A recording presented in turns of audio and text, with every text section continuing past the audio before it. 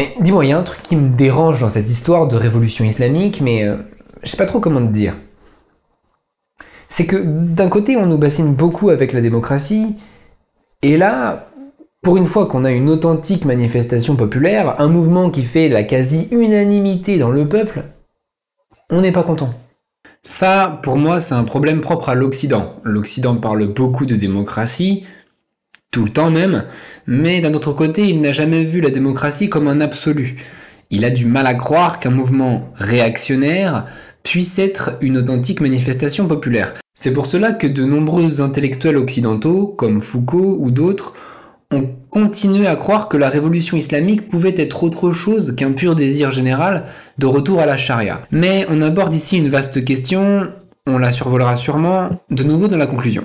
Rappelons quand même que la révolution islamique a été un événement terrible, violent, sanglant. Donc, populaire ou pas, il faut déjà comprendre que des gens sont morts. Ça n'enlève pas le tragique de la situation. Aujourd'hui, mes amis, en décryptant les 10 premières années de la Nouvelle République, nous allons tenter de cerner l'étoffe de l'imam Rouhollah Mousavi Khomeini.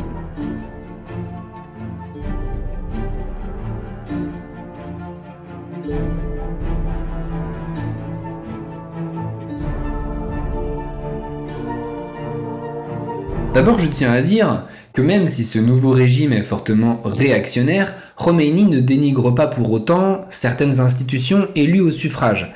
Il y a un parlement, le Majlis, élu avec des élections législatives, et il y a un président de la République, lui aussi élu au suffrage universel. Ah oui, donc il n'y a pas tellement de différence avec nous, tout compte fait. Eh bien si, parce que le peuple n'est pas souverain dans ce pays. C'est Dieu qui est souverain. C'est Allah. Et cette souveraineté divine, elle se manifeste à travers une personne qu'on appelle le guide de la révolution, le Velayet el-Faqih. Donc ce guide, ce Velayet al-Faqih, il est au-dessus du Parlement et du président. Si le guide estime qu'une loi contredit la charia, ou même qu'elle contredit Allah ou la scène politique de l'Iran d'après les plans d'Allah, il peut casser cette loi. D'ailleurs, ce n'est pas la seule chose qu'il peut faire. Il désigne les membres du Conseil des gardiens, lequel peut casser les lois qu'il estime incompatibles à la Constitution. C'est encore lui qui choisit l'état-major, il peut invalider une élection. Bon, tout ça, c'est ce qu'on appelle la guidance ou la tutelle. Ce Velayet al-Faqih, il est vu un peu comme un lieutenant de l'imam caché. Et qui est cet homme, à ton avis ? C'est Khomeini, je me doute. C'est Khomeini, les 10 premières années de la République, et ensuite, ce sera à sa mort son successeur Khamenei. Et ce personnage, il est élu par une assemblée d'experts, elle-même élue au suffrage universel par le peuple. Mais notez bien que tous ces experts sont exclusivement des religieux. Mais je pense à un truc. En fait, le guide, c'est le marja. Comment ça ? Bah, tu sais, dans ton épisode sur les différences entre chiites et sunnites, tu disais que l'imam était occulté. Et qu'en attendant son retour, les chiites avaient un chef qui s'appelle le marja. Ah, le marja et Taklid. Non, justement. Le Velayet n'est pas le marja. Enfin, Khomeini a toujours prétendu être un marja, ok ? Et puis son successeur Khamenei a tout fait pour en être un aussi. Donc dans leur tête, ils seraient sûrement d'accord avec toi. Mais à mesure que le régime se stabilise, il vieillit, le clergé chiite va peu à peu, naturellement, disons, se distancier du pouvoir. Beaucoup de mollahs et d'ayatollahs dans le monde n'aiment pas Khomeini. Et donc pour eux, il est hors de question qu'on confonde le guide et le marja. Je rappelle que le marja, c'est simplement celui que les croyants chiites doivent imiter. Il est le sommet spirituel du clergé, son rôle est religieux. Généralement, le marja est une personne qui ne fait pas de politique, pas tant que l'imam n'est pas revenu. Et le vrai imam, je parle, pas Khomeini. Le marja, en théorie, c'est quelqu'un que tous les chiites du monde entier doivent imiter. Tandis que le guide de la révolution, il n'exerce son autorité que sur le territoire iranien. Lorsque Khamenei essaiera de se faire reconnaître comme marja, il ne va pas y arriver à cause de l'opposition des Iraniens, et donc il va tenter, dans un premier temps, de dire qu'il est bien le marja des chiites pour tout le monde, sauf pour les Iraniens.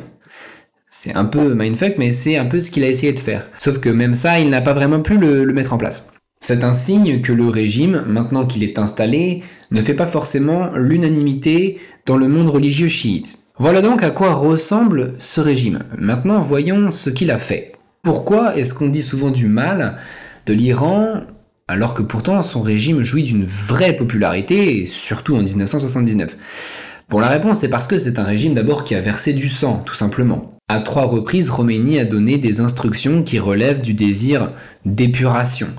Et c'est une violence qui n'existait pas sous la dictature du Shah, donc c'est quelque chose de vraiment nouveau. En tout cas, ça n'existait pas avec cette ampleur.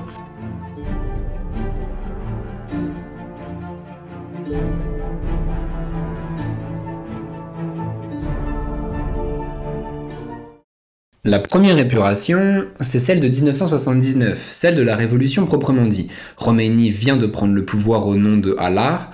Il s'agit maintenant de faire peser la juste sentence de mort sur ce pouvoir impie qui a été abattu. Les tribunaux révolutionnaires qu'il met en place, sous le patronage d'un procureur général qui s'appelle Khalkhali, un homme sans pitié, sont capables d'expédier en enfer jusqu'à 50 personnes en un après-midi, les jours où ils sont en forme. L'objectif de cette première épuration est simple, il s'agit d'exécuter tous les soutiens de l'ancien régime. Les quelques généraux d'armée les plus en vue sont exécutés, environ 200 officiers sont exécutés, des milliers de fonctionnaires sont exécutés, les savakis, c'est-à-dire les agents de la SAVAK, sont eux aussi pourchassés. S'il y a des incertitudes sur certaines de ces personnes, on les envoie en prison et on les laisse végéter pour donner le temps d'avoir des preuves. C'est d'ailleurs à cette occasion que le plus fidèle des premiers ministres du Shah, Hoveyda, est tué de 2 balles de pistolet en avril. On remplit les prisons avec des libéraux, des partisans du Shah divers et variés, mais aussi parfois des prostituées, des homosexuels, des bahaïs, qui vont ainsi pousser jusqu'à ses effectifs limites le système pénitentiaire. Et c'est aussi dans ce contexte révolutionnaire que les Kurdes se sont révoltés à Mahabad, comme en 1946. Il faudra donc ajouter à la longue liste des suppliciés les activistes kurdes. Et Khomeini, lui qui est un homme de foi, il approuve ça? Il a toujours su que cette épuration aurait lieu. Il estime que ces morts sont nécessaires à la réalisation des plans divins. Et le peuple iranien, il le soutient? Le peuple, je pense, il veut se venger des États-Unis à tout prix.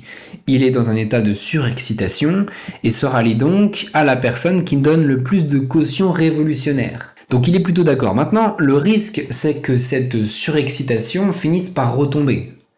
Il faut l'entretenir un peu, l'exploiter. Pour ça, l'idéal, ce serait que le régime arrive à créer une sorte de bras de fer fictif, ou pas, avec les États-Unis, la puissance ONI.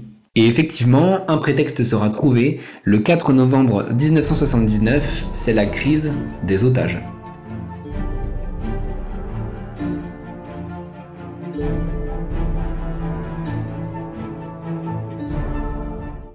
En ce 4 novembre 1979, une ruée d'étudiants prend d'assaut le lieu le plus haï du pays, à savoir l'ambassade américaine de Téhéran.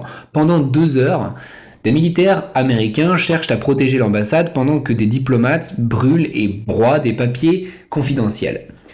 Puis les étudiants déferlent dans l'enceinte. 52 diplomates se retrouvent pris en otage et menacés de mort. Et ils affirment que les diplomates seront tenus en otage tant que le Shah d'Iran n'a pas été extradé pour être jugé dans son pays. En approuvant l'action des étudiants, Khomeini vient vraiment de pratiquer l'acte le plus sacrilège de la diplomatie internationale.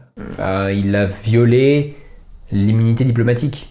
Principe absolument fondamental du droit international. Khomeini est à ma connaissance le seul chef d'État au XXe siècle à avoir ouvertement piétiné ce principe pour galvaniser une révolution islamique. Remarquez, je me trompe peut-être, n'hésitez pas à me sortir un contre-exemple si vous en avez un en tête. Mais c'est quoi la conséquence? Qu'est-ce qui se passe quand on viole l'immunité diplomatique? Le ciel nous tombe dessus? Les conséquences? Ce sera un isolement diplomatique complet, parce que personne ne veut que l'on fasse cela à ses propres ambassadeurs. Officiellement donc, l'Iran n'a aucun allié dans le monde. On va lui mettre un embargo sur le pétrole, on va expulser tous les ressortissants iraniens aux USA et on va geler ses avoirs à l'étranger. Maintenant, ça n'empêche pas que de très nombreux pays hostiles aux États-Unis sont très impressionnés par ce que vient de faire l'Iran et approuvent en coulisses ce qu'il fait. Donc Khomeini en tire argument. Son message au monde est très puissant, hein. Il est le premier homme du monde islamique à avoir eu véritablement l'audace d'affronter les États-Unis quand même. Parce qu'il y en aura d'autres après lui? Oh oui, Kadhafi, Saddam Hussein, mais lui a ouvert la voie, il l'a fait au nom de Dieu et avec le soutien du peuple. Cette prise d'otage est donc plus qu'un simple acte de terrorisme, c'est une légitimation. Et du coup, les États-Unis, de leur côté, ils sont complètement paralysés. Bah justement, en avril 1980, le président Jimmy Carter, légèrement paniqué par la situation, demande à son état-major s'il est envisageable d'aller chercher lui-même les otages. Bah en vrai, libérer une ambassade en pleine ville, comme ça m'a l'air un poil compliqué. Cool comme idée, mais compliqué. Il faudrait que le commando soit dans des hélicoptères. Et il se poserait dans une région désertique à proximité de Téhéran. Des camions les embarquent en direction d'un hangar, ils y passent la nuit, ensuite ils se rendent au matin à l'ambassade. Par une espèce de miracle, ils libèrent les otages. Mais pour les emmener où? Dans un stade, en face de l'ambassade, où les attendent des hélicos qui vont les emmener Chez eux. vers un aérodrome précédemment sécurisé par des soldats, et là-bas, ils monteraient dans des avions pour rentrer chez eux, en priant Allah pour ne pas se faire descendre par une roquette. Bah écoute, sur le papier, ça m'a l'air bien. Ah, et sur le papier, c'était vraiment bien. Sur le papier, ils auraient même fait un petit détour pour survoler les monts Zagros et admirer les daims persans se faufiler entre les arbres, et peut-être même qu'ils auraient regardé le soleil couchant en mangeant des Twix. Ouais, d'accord. Et dans la réalité? Dans la réalité, ça a été un massacre. Ils ont effectivement envoyé un commando pour se poser dans le désert, mais déjà la mission n'avait pas commencé que 2 hélicoptères sur 8 sont tombés en panne. Ensuite, il y a eu des tempêtes de sable affreuses, une autre panne, et pour finir, un avion et un hélicoptère se sont percutés. Au final, 8 soldats américains sont morts au cours de cette opération. Et les otages? Les otages, ils ont bien dormi. Bon voilà, en tout cas, échec total. Le 27 juillet 1980, le Shah d'Iran meurt de son cancer, et donc les preneurs d'otages n'ont plus d'arguments pour garder les otages. L'Iran en relâche donc 13, mais il garde les autres. Parce que toujours la même chose, il faut que cette histoire dure le plus longtemps possible pour exploiter le potentiel révolutionnaire. Et finalement, son adversaire Ronald Reagan remporte les élections. Il parvient à négocier le retour des otages avec l'Iran. Ils finissent par être libérés après 444 jours de détention. Et voilà, et ensuite ils vécurent heureux. L'un d'entre eux aujourd'hui vit de sa passion pour le surf. Un de ses camarades a ouvert une association dans Mais le on s'en vétéran. fout de ce qu'ils sont devenus. Moi, ce que je veux savoir, c'est qu'est-ce que Reagan a promis aux Iraniens en échange? Il a promis de ne pas s'ingérer dans les affaires de l'Iran, de dégeler les fonds iraniens, de renoncer à l'embargo et à toute poursuite contre les autorités iraniennes devant les Nations Unies. Il faut bien comprendre qu'à cette époque, Khomeini commence à avoir d'autres chats à fouetter. Grâce à cette crise, Carter n'a pas été réélu. C'est un peu comme s'il venait de faire tomber un président américain. Bon, c'est déjà super. Maintenant, il va falloir passer à autre chose. Parce que, comment dire, il y a des nouveaux problèmes qui viennent de se profiler à l'horizon. Quoi donc? Les Irakiens. Ils ont envahi le pays.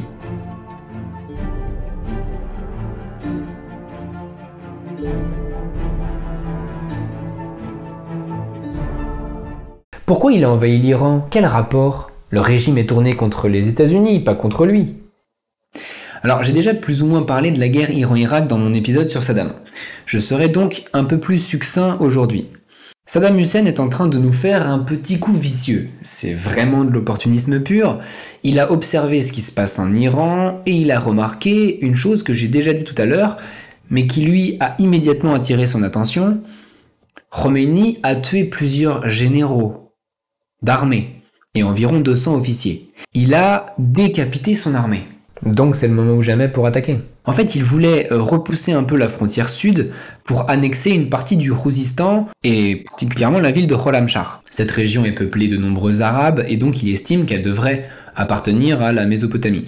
C'est de l'opportunisme pur, mais il ne se doute pas qu'il vient de provoquer l'une des plus terribles et des plus longues guerres du XXe siècle. Elle plonge l'Iran dans une stupéfaction totale. Les Arabes nous envahissent. Il est temps de resserrer les rangs autour de Khomeini et de galvaniser les troupes. Il faut se battre pour la libération du territoire national et pour la sauvegarder de la révolution au nom d'Allah, le terrible. Et de fait, L'orgueil blessé des Iraniens est très bien sollicité puisqu'ils s'engagent par centaines, non pas dans l'armée, mais dans des groupes paramilitaires, ce qu'on appelle les Pasdaran, les gardiens de la révolution.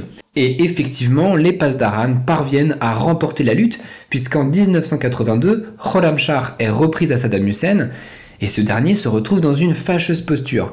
D'une certaine façon, l'attaque de Saddam Hussein a été du pain béni pour l'Iran, puisqu'il a complètement soudé les différentes parties de l'Iran pour faire face à l'envahisseur. Et c'est cela que je n'avais pas pu préciser dans mon épisode sur Saddam.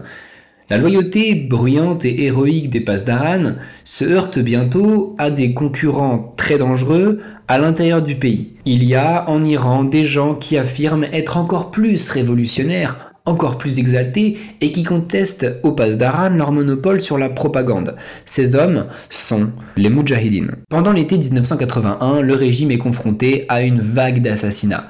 Beheshti et Motahari sont assassinés l'un après l'autre. Je ne sais pas si tu vois bien de qui je parle, ils étaient pratiquement les numéros 2 et 3 du régime, le cercle le plus immédiat de Khomeini.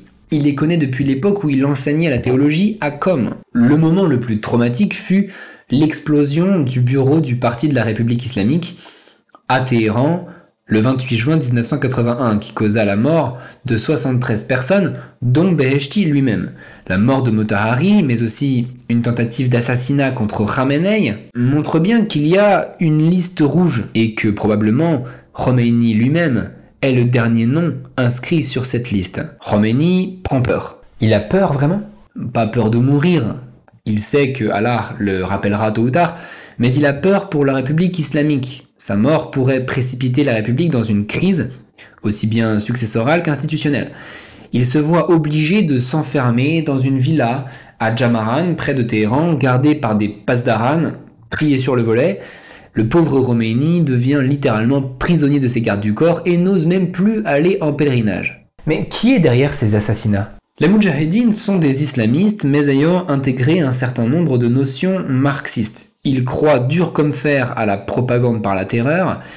Ils sont, semble-t-il, persuadés que le pouvoir leur reviendra, par pure analyse logique de l'histoire. Ainsi que Marx prédisait l'avènement de la dictature du prolétariat.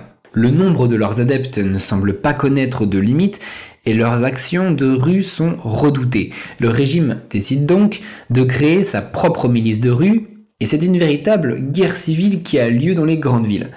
Dans ce contexte d'urgence absolue, le régime tombe dans la deuxième épuration. Après celle de 79, celle de 1981. Les prisons se remplissent de jeunes marxistes, pseudo-intellectuels sûrs de leurs analyses, jeunes militants formés aux armes et autres casseurs de vitrines. Des milliers d'entre eux sont exécutés. Si les Pasdaran ont décimé les Moudjahidines, je dirais que c'est un hasard de l'histoire. Les Moudjahidines auraient agi exactement de la même façon contre les Pasdaran. Je rappelle que Khomeini lui-même soutenait à 100% les assassinats commis par les Fedayines. Donc on voit bien que finalement ces deux groupes se ressemblent. Or, cette phase d'épuration révolutionnaire entraîne le pays dans un fanatisme permanent. Les juges islamiques décrètent la mort de milliers de personnes, y compris parfois des enfants ou des adolescents endoctrinés par les Moudjahidines. L'âge n'est pas une excuse pour se dresser contre les plans de Allah, disait Khalkhali à un enfant de 10 ans qu'il a fait exécuter. À l'époque, les luttes entre pouvoirs en Iran deviennent tellement féroces qu'elles se terminent généralement par la mort. On peut penser par exemple au cercle étroit de Naufle-le-Château.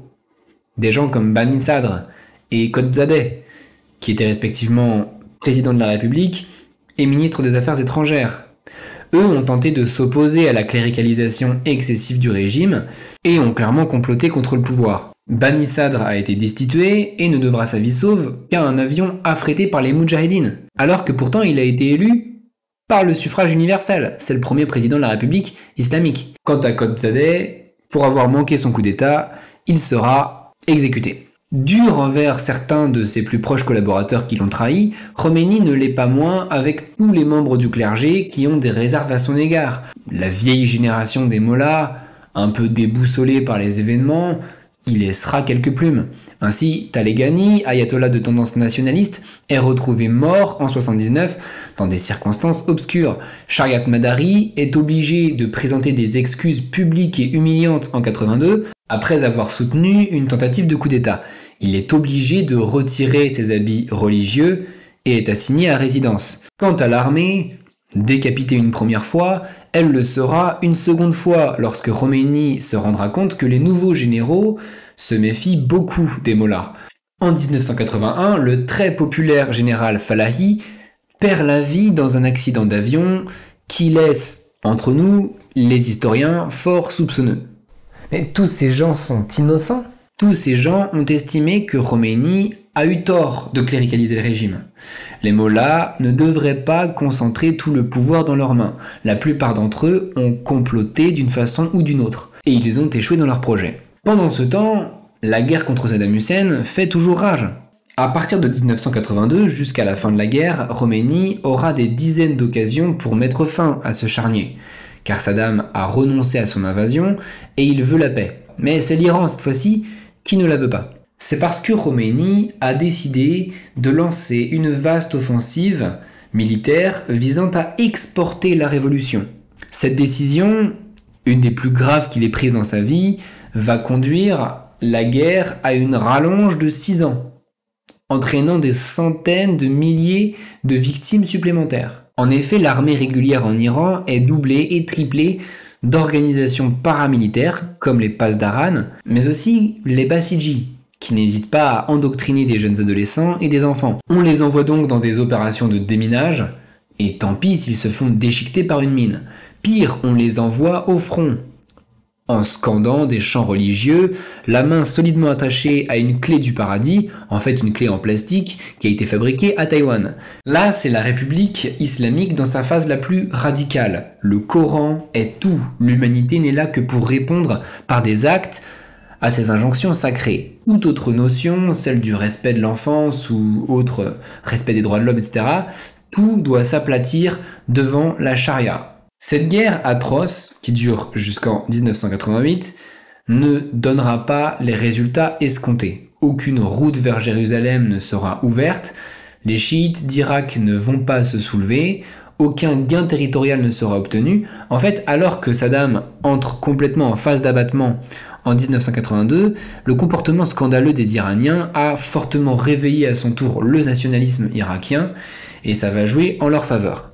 En 1988, la guerre se termine sur un statu quo. La révolution islamique restera en Iran, et c'est là, comme pour fêter la fin des hostilités, qu'une troisième vague d'exécutions en Iran a lieu. En 1988, l'Iran est un pays complètement épuisé. 8 années d'horreur absolue viennent de s'écouler. 8 années à employer tout son matériel, son état-major, ses impôts, ses groupes d'action révolutionnaires, ses cadres, ses radios, ses prières, ses hommes et ses femmes, et même jusqu'à ses enfants, à lutter contre un adversaire, l'Irak. 8 années de guerre, de souffrance, de gaz toxiques, de propagande, d'appel à la défense de l'héritage révolutionnaire. Cette défense, tout à fait légitime, dans un premier temps, s'est transformée en attaque à partir de l'opération Ramadan en 1982. Comme une attaque est moins facile à justifier qu'une défense, l'Iran s'est mise à compenser par un endoctrinement religieux toujours croissant. Cet endoctrinement parle à l'oreille des anciens, qui sont très croyants, mais pour les jeunes, en quête de repères intellectuels, il n'a pas toujours bien pris. C'est ici que les Moudjahidines ont joué un rôle. Ils sont apparus, à beaucoup, comme une alternative progressiste révolutionnaire, et en même temps qui ne présente, pense-t-il, aucune contradiction avec le Coran. Ils se sont mis en tête que c'était eux, les véritables chiites révolutionnaires, eux, les véritables soldats de Dieu. Ils vont pouvoir combattre les mollahs sur leur propre terrain, les effrayer en brandissant leurs mêmes idoles.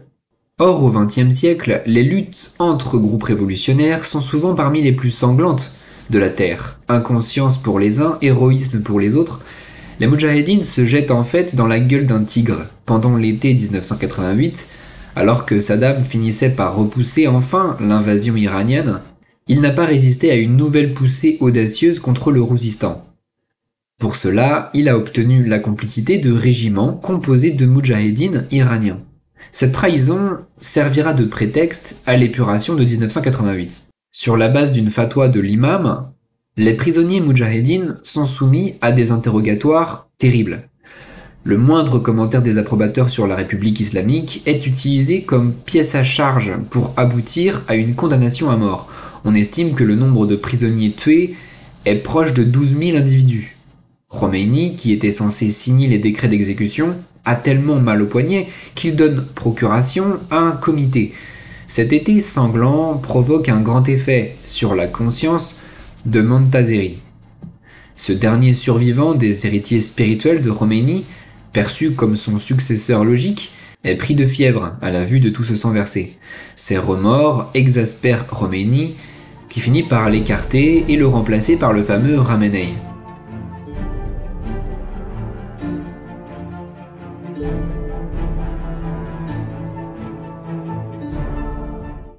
Installer la charia dans un pays comme l'Iran, qu'est-ce que ça signifie ? Une première manière de répondre serait de dire qu'il faut en tout et pour tout remplacer les lois et les principes existants par d'autres, directement inspirés du Coran. Commençons par le domaine économique. Cela signifierait par exemple l'abandon du prêt à intérêt. Vous le savez, certaines religions, comme l'islam ou même le catholicisme, ont éprouvé des réticences à l'apparition du prêt à intérêt.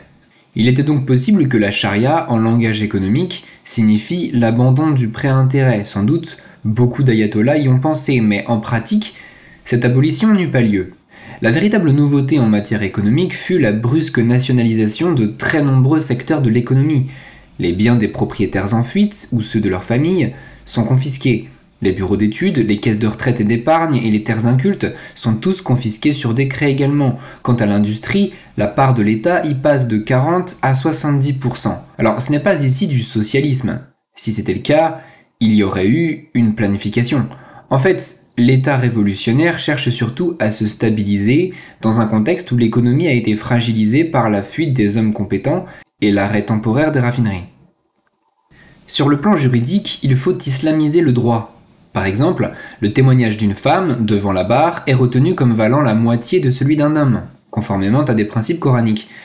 Mais c'est surtout le droit de la famille qui fut affecté. Les femmes, sous le Shah, possédaient le droit au divorce et la garde des enfants, et ne pouvaient pas se marier avant 18 ans. La polygamie était largement restreinte par certaines formalités administratives. Après 79, tout change. La femme ne peut plus divorcer, l'âge légal pour son mariage est retombé à 13 ans, et la polygamie est libre de toute restriction. La pratique des mariages temporaires, extrêmement répandue chez les chiites, se poursuit sans entrave. Cette pratique permet à un homme de contracter mariage avec n'importe quelle femme pour une durée variant entre 1 heure et 99 ans. C'est également à partir de 1979 que le tchador fut de nouveau imposé aux femmes dans la rue, sous peine d'amende ou même de flagellation. Progressivement, et surtout à partir de la mort de Khomeini, le tchador fait place au hijab, dont le port est moins contraignant. Néanmoins, la police des mœurs continue encore aujourd'hui à procéder à d'innombrables interpellations, sans se lasser le moins du monde. Il est également interdit de consommer dans les lieux publics pendant le mois de Ramadan, toujours sous peine de flagellation. Quant à la vente d'alcool, elle est bannie. Sur le plan de l'éducation, les écoles deviennent non mixtes et l'enseignement islamique est obligatoire. Les universités iraniennes furent fermées pour 2 ans et sommées de s'aligner sur les écoles théologiques de Qom. Les enseignants récalcitrants sont licenciés et remplacés par de parfaits musulmans. Cependant, cette révolution culturelle, largement promue par le futur président de l'Assemblée, Rafsanjani, ne permit pas d'uniformiser complètement le personnel universitaire, forcément jaloux de sa liberté d'esprit. Quant aux lycéens, ils seront fortement touchés par la chasse aux moudjahidines du peuple, et beaucoup d'entre eux, y compris des jeunes filles, sont condamnés à mort en 1981. Je dois aussi ajouter que l'islamisation du régime s'est accompagnée de certaines persécutions indirectes et éparses. Remarquons d'abord que les sunnites n'ont plus accès aux postes officiels. Cela dit, gardons mesure en toute chose, l'Iran n'a jamais persécuté directement les minorités. Si persécutions il y a eu, elles sont plutôt le fait de notables locaux ou de juges zélés, qui les tournent volontiers contre certains commerçants juifs, ou plus encore contre les Bahaïs, les homosexuels et les apostats, à qui la discrétion est fortement recommandée de peur d'y laisser la vie. Cependant, il est faux de conclure à une persécution générale de l'Iran contre ces catégories. Il est toujours faux de considérer que la République islamique s'en est pris ouvertement contre les chrétiens, contre les guèbres ou les juifs, auxquels elle donne au contraire des représentants au Parlement. En fait, la catégorie qui a le plus souffert de la révolution, ce sont les Kurdes, sunnites, toujours eux, en raison de leur désir d'autonomie. Leurs peshmerga, c'est ainsi qu'on appelle les soldats kurdes, ont affronté sans succès les Pasdaran dans une révolte violente qui culmine surtout en 79 et 80. Cela ne va pas empêcher d'ailleurs les peshmerga irakiens, cette fois, d'établir des relations avec l'Iran pendant la guerre. Enfin, avouons que le nouveau monde créé par la révolution islamique n'est cependant pas complètement défiguré. Il n'est pas exempt de certains paradoxes. Par exemple, les élites continuent d'apprendre l'anglais. Et même plus sûrement qu'autrefois, les islamistes apprennent l'anglais parce qu'ils veulent s'emparer des savoirs scientifiques occidentaux afin de les utiliser pour leur compte. Les opposants apprennent l'anglais parce qu'ils voient dans son emploi une certaine résistance contre le régime. Quant aux bourgeois de façon générale, apprendre l'anglais permet de nourrir chez eux l'espoir d'une inscription dans une université américaine pour leurs enfants. Autre paradoxe, l'économie de guerre mise en place par le gouvernement, à force de rationnement, de pénurie et de planches à billets, a créé une inflation de 520% en 10 ans. Cette inflation fut acceptée avec résignation par les Iraniens, dans un contexte où l'Iran était menacé dans ses frontières. Pour faire face à l'inflation, beaucoup d'entre eux se sont tournés vers le marché noir, et ils préféraient utiliser une autre monnaie courante, plus stable, que le rial. Cette monnaie n'est autre que le dollar. Ainsi, l'économie du pays le plus anti-américain du monde s'est dollarisée de façon souterraine, sans que les autorités n'y puissent rien faire.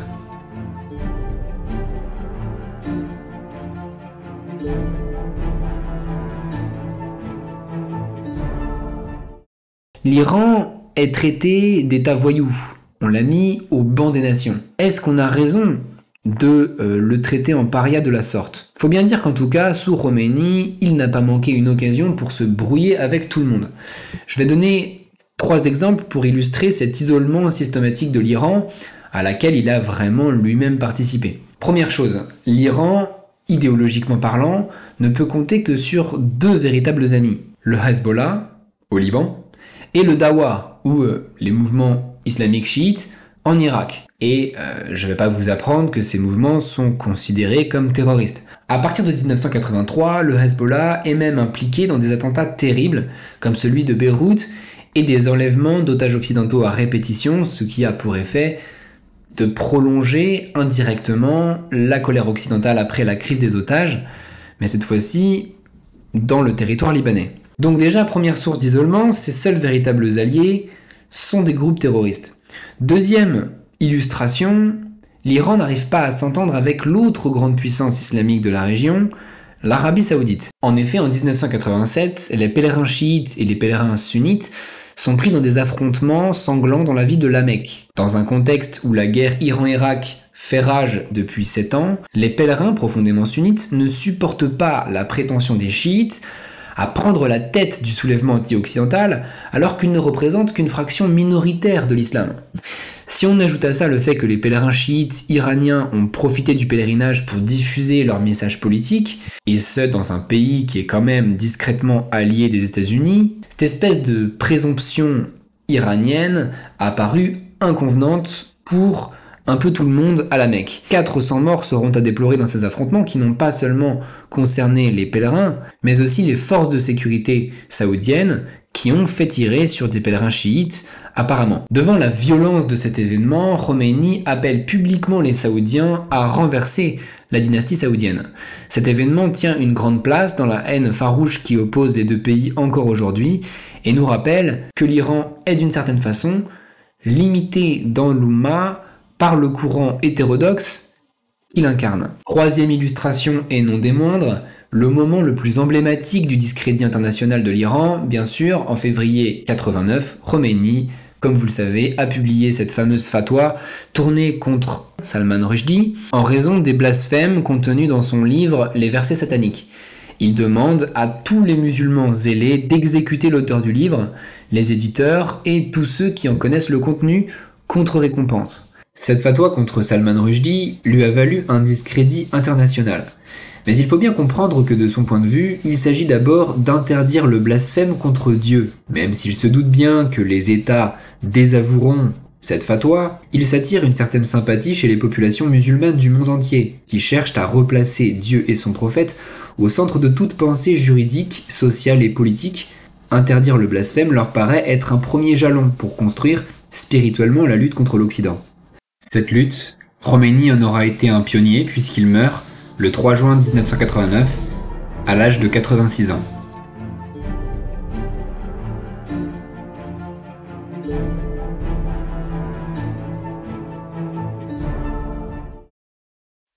En écoutant l'histoire de l'Iran contemporain, il est une question qui revient souvent, qui revient même inlassablement, surtout aujourd'hui. Où est passé l'islam modéré ? On dit souvent en Occident qu'il y a un islam modéré et un islamisme radical, et chacun est secrètement invité à faire cette distinction en toutes circonstances.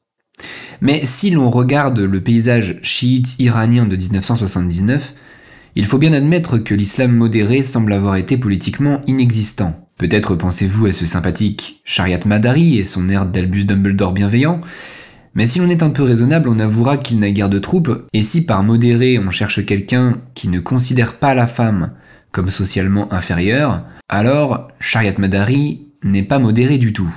Alors où est passé l'islam modéré ? Mon avis personnel, c'est que ce que nous appelons islam modéré, la plupart du temps, n'est jamais qu'un islam occidentalisé. Depuis que l'islam a pris conscience de ses faiblesses vis-à-vis de l'Occident, il s'est compromis dans certains domaines avec lui. C'est une compromission que les chiites n'ont pas fait de gaieté de cœur. On les a forcés à le faire. C'est parce que les réformes de Reza Shah ont été violentes dans les années 30 que le clergé a commencé à tolérer des femmes sans voile, à mettre entre parenthèses certains enseignements coraniques, comme par exemple ce fameux verset qui veut que le témoignage d'une femme vaut la moitié de celui d'un homme, qui paraît d'une misogynie peu croyable aujourd'hui, mais qui a été néanmoins réhabilité par Khomeini. Sous le Shah d'Iran, l'occidentalisation du droit avait été tolérée par le clergé, mais jamais approuvée par lui. Comment accepter que l'on puisse nuancer le Coran, qu'on puisse le tempérer, voire le dépasser ? On ne discute pas l'indiscutable, on ne dépasse pas l'indépassable. La révolution de 79 est une démonstration de ce blocage. Occident et Islam semblent s'être repoussés brutalement. Jusqu'ici, ils étaient comme deux liquides non miscibles qui se superposent dans un tube à essai. L'islam occidentalisé et superficiel du Shah en haut, et l'islam souterrain, intransigeant et enturbané de Qom en bas. En 79, le peuple iranien a dû choisir. Il a rejeté l'Occident, et donc s'est retrouvé projeté dans un chiisme pur, dont il avait sans doute un peu surestimé les vertus et oublié les rigueurs. L'islam sans compromis de Khomeini fut en capacité d'hypnotiser les masses. Et c'est normal, on ne soulève pas une foule avec un compromis, on ne marche pas sur un palais en hurlant à la compromission. Au contraire, les foules ne récriminent que d'après des principes absolus. Les foules ne se compromettent jamais. Elles exigent que de nouvelles règles pures, claires et radicales remplacent les anciennes, devenues ineptes ou déficientes. C'est parce que l'islam modéré était un islam de compromis que les foules ne pouvaient pas l'adopter. La véritable alternative se fait non pas entre islam radical et islam modéré, mais plutôt entre un islam radicalement réactionnaire et un islam radicalement social, c'est-à-dire entre l'islam des Pasdaran et celui des Moudjahedines. Les Moudjahedines s'efforçaient de concilier l'islam militant avec le marxisme. Pour eux, l'islam ne faisait qu'un avec la lutte contre l'impérialisme et contre le capitalisme. Le martyre des imams chiites duodécimains, il l'associait au sacrifice héroïque des révolutionnaires. L'intellectuel marxiste était assimilé à une sorte de figure prophétique. Cette combinaison savante de thèmes était l'œuvre du philosophe Ali Shariati, formé en France et mort 2 ans avant la Révolution. Ses disciples se sont ralliés à lui alors qu'il cherchait visiblement à avoir une force d'impact intellectuel maximale contre l'Occident, et l'ont agrémenté de pratiques terroristes qui leur semblaient nécessaires. Chez Khomeini, comme chez Shariati, une élite politico-religieuse devait se hisser au sommet du pouvoir. Pour Khomeini, cette élite ne pouvait être que le clergé de Qom, tandis que Shariati la voyait plutôt comme un groupe d'intellectuels croyants et éclairés. Ces moudjahidines du peuple étaient jeunes, fougueux et violents. S'ils avaient été vainqueurs, ils auraient sûrement construit une dictature marxiste avec parti unique et lancé une chasse au cléricalisme, qui aurait pu terroriser le clergé bien plus gravement que les Pahlavis ne l'ont jamais rêvé. En choisissant de se focaliser sur l'aspect social du Coran, ils auraient peut-être été moins rigoureux sur les questions de mœurs et de place des femmes. En revanche, cette dictature aurait eu une légitimité démocratique douteuse, car mis à part la jeunesse estudiantine ou embrigadée, ses soutiens étaient maigres chez les adultes. Car voilà bien ce qu'on ne rappelle pas assez souvent, la révolution islamique fut une véritable révolution. Le peuple y a été un acteur déterminant. Il était massivement en faveur de ce nouveau régime, en faveur du retour de la charia, et les femmes ont été nombreuses à exiger qu'on les revoile. Je dirais même plus que cela, cette révolution fut l'une des plus authentiquement populaires de l'histoire. Elle mériterait bien mieux ce nom que la Révolution française ou que la Révolution russe. Comme l'Occident a passé les 2 derniers siècles à mépriser toutes les forces réactionnaires, majoritaires ou non, un tel événement lui paraissait impossible, et de toute évidence, il ne l'a pas du tout anticipé. Les comportements respectifs de Jimmy Carter et de Giscard d'Estaing relèvent d'une naïveté invraisemblable si l'on considère la fonction qu'ils occupent. Je passerai sur le fait que nous, Français, nous avons donné le gîte et le couvert à un homme qui n'avait pas d'autre but que d'anéantir notre civilisation, et qui ne s'en cachait même pas. C'est déjà très fort, mais regardons un peu la prouesse de Jimmy Carter. Il a passé les premières années de son mandat à défendre les droits individuels des Iraniens, à modérer les excès de la SAVAK. Il y est d'ailleurs parvenu. Les Iraniens l'ont-ils remercié de sa sollicitude ? Absolument pas. Au contraire, il lui voue un mépris et une haine si grandes qu'il n'avait désormais plus qu'un objectif, provoquer sa chute pour le simple plaisir de se payer un président américain. En 1980, il hurle de joie à la nouvelle de sa défaite. Le pauvre Carter s'est fait mordre par un chien qu'il voulait nourrir. Une partie du problème vient du manque de clairvoyance des chefs d'État occidentaux sur la réputation du Shah. Il constate qu'il y a des émeutes à Berlin en 1967 et à Washington en 1977. Partout où le Shah passe, semble-t-il, on dresse des barricades. Ils en ont déduit que les méthodes de gouvernement du Shah étaient trop brutales et que les réduire aurait pour effet de calmer les contestataires, aussi bien à l'international qu'à l'intérieur de son pays. Ce qu'il ne voit pas, c'est que les émeutes de Berlin et de Washington n'ont aucun rapport avec les émeutes de Tabriz et de Téhéran en 1978. Ils n'ont aucun lien de corrélation. Les émeutiers ne se connaissaient pas, et si on les avait mis face à face, ils ne se seraient pas compris. À Washington, les étudiants anticapitalistes reprochaient au Shah d'être un dirigeant réactionnaire. Ils lui reprochaient d'être un autocrate, de brimer sans pitié les libertés individuelles, d'être hostile au progrès social. Tandis qu'à Téhéran, on lui reprochait exactement l'inverse, d'être un dirigeant progressiste, d'imposer par la force un progrès dont le peuple ne veut pas, un progrès qui par sa nature broie les coutumes et les traditions iraniennes. Si les Iraniens sont en colère, ce n'est pas à cause de la tyrannie du régime, mais de la tyrannie du progrès. Les Iraniens veulent être un peuple grand, puissant et indépendant. Personne en Iran ne reproche au Shah son désir de puissance, qu'il achète des armes, qu'il veuille devenir un acteur régional de premier plan, qu'il ait une police implacable, qu'il poursuive les communistes et les Bahaïs. Tout cela, les Iraniens le comprennent fort bien et même ils l'approuvent. Ce qu'ils ne supportent pas, c'est que cette puissance, ils la mettent au service d'un être satanique, les États-Unis, un pays qui ne croit ni en Dieu ni en diable, qui est de mauvaises mœurs, qui nous tente avec des actrices de cinéma et des boissons énergisantes addictives. Les États-Unis ont le rôle du tentateur, un tentateur tout-puissant, législateur, sous l'empire duquel l'humanité va bientôt tomber. Si le Shah était un musulman sincère, il aurait dû protéger l'Iran contre l'emprise de ce tentateur. Mais au contraire, il s'en est fait le complice. Bien sûr, cela n'est pas littéralement vrai. Le Shah d'Iran sourirait si on lui expliquait tout ça. En 1979, il laisse un Iran relativement prospère, quoi qu'en disent ses ennemis. Mais comme les mollahs lui crachaient sans cesse au visage, il avait fini par les voir comme des idiots fanatiques et des sournois qu'il faut tirer par l'oreille de temps en temps si l'on ne veut pas être en retard dans la marche du monde. Pour lui, comme pour beaucoup d'occidentaux depuis la Révolution française, il n'existe qu'un seul absolu en politique: le progrès. C'est d'ailleurs son grand défaut.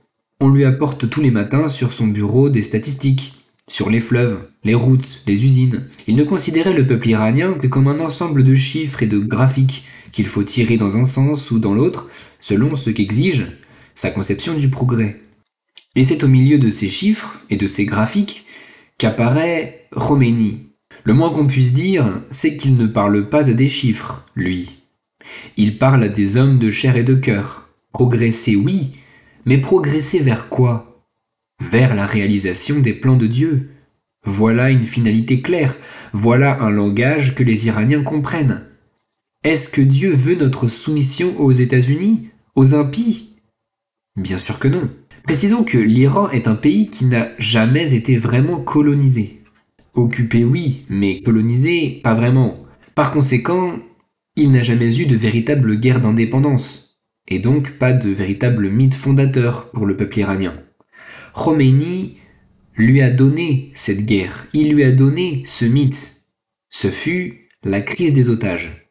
Bani Sadr et Godzadeh, et bien d'autres, désapprouvaient cette prise d'otages, et voyaient en elle une idée inutile et stupide que l'Iran allait payer très cher.